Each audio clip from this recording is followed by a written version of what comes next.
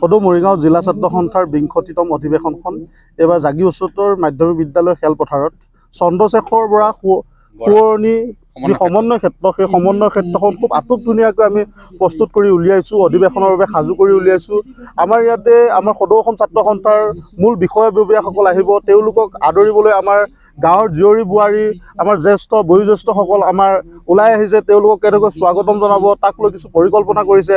আমি খুব সুন্দৰভাৱে আমি শ্বহীদ বেদী, পতাকা বেদীকে আদি কৰি খুব সুন্দৰভাৱে আমি এটা অতিথিশালা ব্যৱস্থা কৰিছোঁ। গ্ৰাম্য চহা জীৱনৰ এখন ঘৰৰ প্ৰতিচ্ছবি আমি উঠি অহা প্ৰজন্মক আমি চিনাকি কৰাই দিয়াৰ মানসেৰে আমি চিন্তা চৰ্চা কৰি আগবাঢ়িছোঁ। কাম প্ৰায় সম্পূৰ্ণ হৈছে।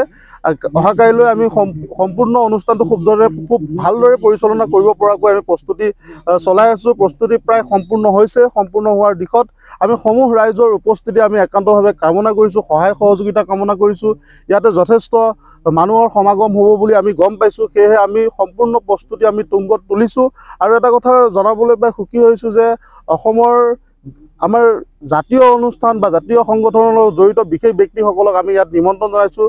আৰু জাগি বকতগাঁও যিটো অঞ্চল, জাগি বকতগাঁও সমগ্ৰ অঞ্চলটো আমাৰ জাতীয়তাবাদী এক শিবিৰ বুলি আমি জনা যায়।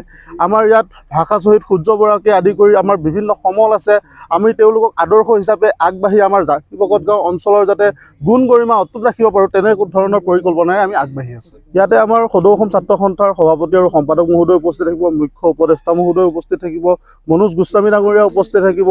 আৰু লগতে আমি যি আমাৰ সংগীতানুষ্ঠানত আমি প্ৰথম দিনাখন ৫ তাৰিখে আমি চিন্তা চৰ্চা কৰি ভাস্কৰ অফচল আৰু স্থানীয় শিল্পীসকলক লৈ আমি অনুষ্ঠানটো পৰিচালনা কৰিব বিচাৰিছোঁ। আৰু ৬ তাৰিখে দীপলিনা ডেকা আৰু প্ৰবীণ বৰাৰ গীতৰ অনুষ্ঠান ৰাখিছোঁ।